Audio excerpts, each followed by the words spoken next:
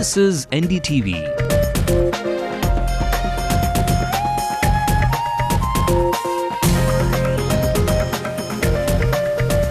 And you're watching NDTV Hindu.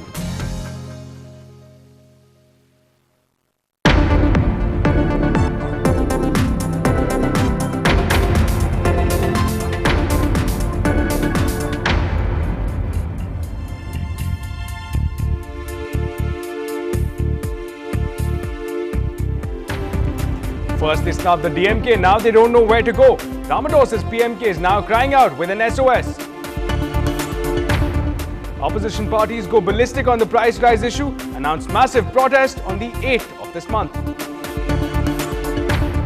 Will young Divya, who committed suicide because of her lecturer's insensitivity, get justice? Principal Sessions Court dismisses the lecturer's bail plea.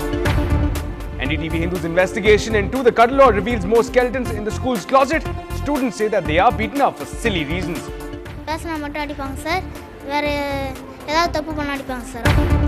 College students lock up professors in classrooms after professors fail nearly a whole batch, or fallout of the Anetra suicide case. After Amma, now the BJP bats for fishermen. Sushma Swaraj visits the grieving families in Nagapattinam. Casual attitude of the Indian government is responsible for the killings of our fishermen of Tamil Nadu. Sources reveal that the Central Crime Branch is eyeing the BCCI in the IPL case. We have exclusive details.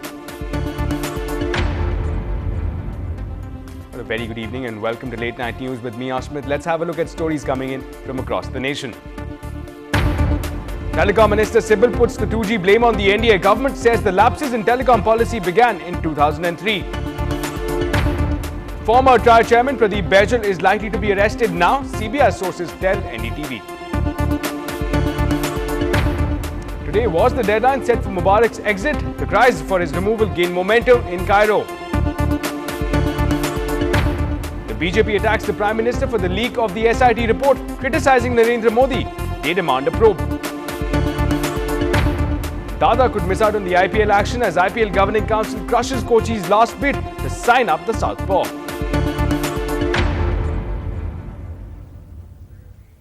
Well, first up in the top story, for how long can a cat keep sitting on the fence? Well, at some point it would have to lean either on the right or the left. But the fence sitter in Tamil Nadu politics, the PMK, it seems cannot do both. Having hurt the DMK chief's ego and closing options with the AIADMK, will the PMK now continue to keep sitting on the fence, not knowing which way to go? Now, sources say that Anbumani Ramados is now hoping that his rapport with the Congress's President Sonia Gandhi works during this SOS situation. அதெல்லாம் வந்து எத்தனை தொகுதி எல்லாம் முடிவாயிடுதா என்னெல்லாம் கேட்டாங்க அதெல்லாம் இன்னும் முடிவாகலன்னு தான் சொன்னேன் நான் வேற வந்து திமுக கூட்டணியில் இல்லைன்னு நான் சொல்லலை. A foot in mouth leads to no alliance in hand, at least in Tamil Nadu politics. S. Ramadas, the founder of the PMK, is now apparently very insecure. Having hurt the DMK chief's ego, the PMK has only made it difficult to get into an alliance with the DMK Congress combined. An alliance with the AIADMK is unlikely, with Vijaykanth and his DMDK team inching closer. On Sunday, the DMK chief in New Delhi called the PMK its ally ahead of the assembly polls. An overconfident PMK neither confirmed nor denied the alliance with its friend-turned-foe. The 86-year-old chief minister ensured he gave a fitting reply. சந்தர்ப்ப சூழல்கள் அவர்கள் சார்பில் பொறுப்பிலே உள்ளவர்கள் எங்களிடம் உள்ள தொடர்புகள் இவற்றை வைத்து பாமகவும் திமுக கூட்டணியில் இடம்பெறக்கூடும் என்பதை டெல்லியிலே அனுமானமாக கூறியது. அதே பாட்டாளி மக்கள் கட்சி தலைவர் மறுத்திருக்கிறார் என்பதை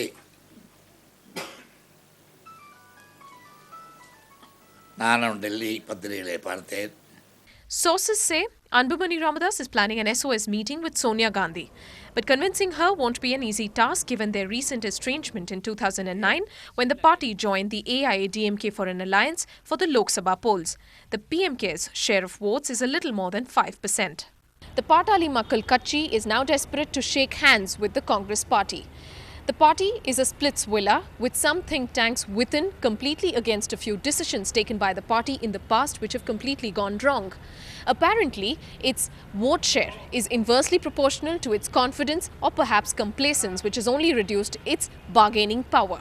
Even before the ego issue broke out, the DMK, the ruling party, apparently did not offer more than 18 seats to a PMK which was asking for about 50 seats. In Chennai, Radhika Iyer, NDTV. Well, moving ahead, the AIADMK Supremo Jayalalitha, MDMK Chief Vaiko, CPM State Secretary G. Ramakrishnan, CPI State Head D. Pandian and other allies today announced a joint agitation against the fuel price hikes and the 2G scam. And the protests are slated for the 8th of this month. The leaders cried out that the fuel prices have been hiked by 7 times since the last 6 months. Now, raking up the 2G issue as well, the scam allegations also featured prominently in their criticisms.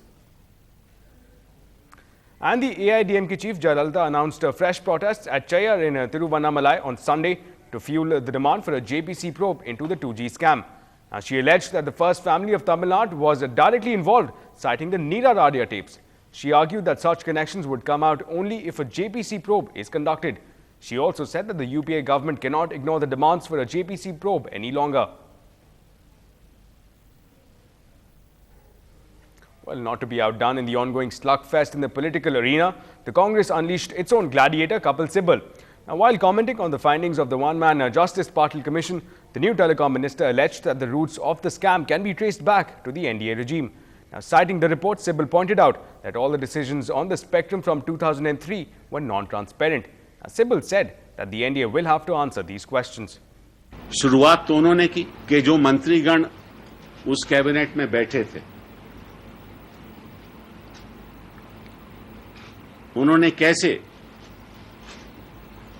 इसको allow किया, ये बड़े गंभीर सवाल उठते हैं और शायद आने वाले दिनों में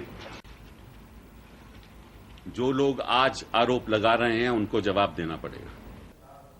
And well, even as the Spectrum Raja is firmly within the grasp of the CBI, the investigating agencies are now gaining momentum as they scout for targets.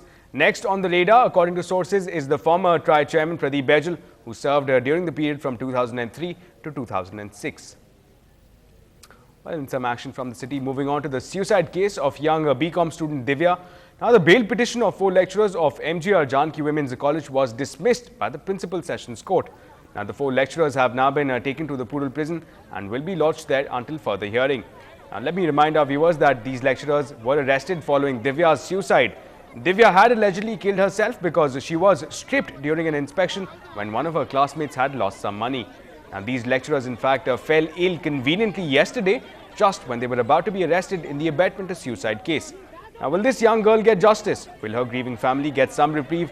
And are these teachers actually responsible for her suicide? These, of course, are the big questions coming out.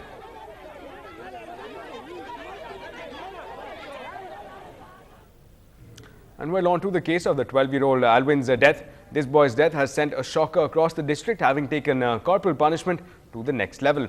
Now, with the post-mortem report still awaited, NDTV Hindu in its visit to Alvin's school found out that there are several other cases of students being beaten up that is not brought to notice. Now, our reporter Krishnamurthy has this shocking report coming in from Cuddalore district.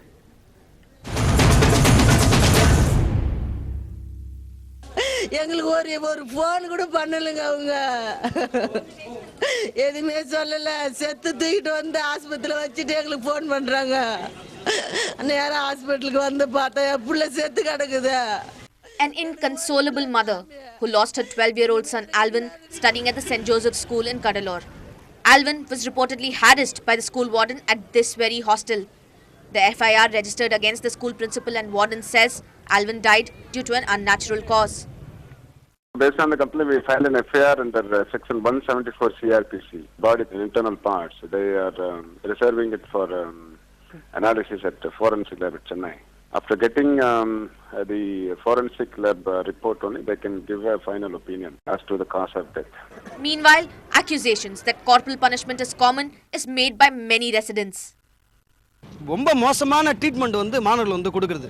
ஒரு சைக்காலஜிக்கலா வந்து மாணவர்கள் வந்து மனோரீதியா வந்து பாதிக்கப்பட்டு இருக்காங்க. தக்க நடவடிக்கை எடுக்கணும், இல்லனா ஸ்ட்ரைக் மாரி சாலை மறியல் நடக்கும் அப்படி மாணவர் சங்கத்துல சொல்றோம். Of course, the school has strongly disputed that Alvin was physically punished. அவனை எந்த சூழலையும் யாரும் அடிச்சதாகவோ அடிச்சனால இந்த மாதிரி ஜுரம் வந்ததாகவோ எந்த ஒரு கண்டிஷனும் இல்லை, அடிக்கவும் இல்லை. ஏன்னா எங்கள் இன்ஸ்டியூஷனில் வந்து பசங்க 6-8 பசங்க அடிக்கணும்னு அவசியமும் கிடையாது. இறண்டான்னு எங்களுக்கு செய்தி கிடச்சி.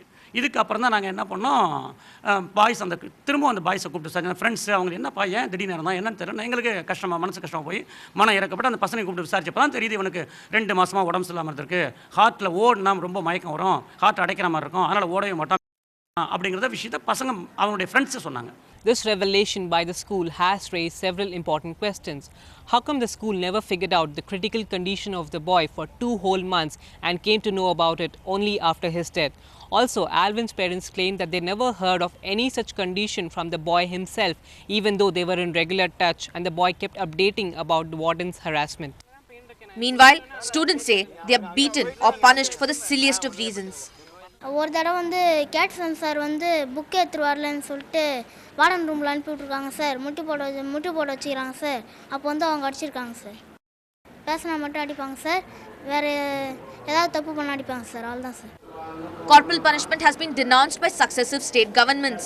School Education Minister Thangam Tennarasu too has been a vocal critic of such practices. And yet, punishment seems to stalk our students in schools. And what is worrying seems to go unchecked. The investigation into Alvin's death will be key to educating the teachers. With Lalit Jood and Krishnamurthy in Cuddalore, this is Ragamalika for NDTV Hindu. Well, these cases of corporal punishment seem to be getting out of hand. Here's another one that we have been tracking from Kolkata. Now, the principal of Lamartine School for Boys and 3 other teachers were given bail by a Kolkata court today. Now, the court will frame charges against them on the 17th of February. Now, all 4 of them have so far been charged with causing grievous injuries to the 13-year-old boy who committed suicide on the 12th of February last year. The court will now have to fix whether the boy's suicide was directly linked with the fact that he had been caned by the principal just 4 days before his death and allegedly humiliated by the 3 teachers months before that. Well, moving ahead, in a fallout of the Netra suicide case, professors failed students who protested. Meanwhile, students in turn locked them inside the classes. We get you more details on the other side.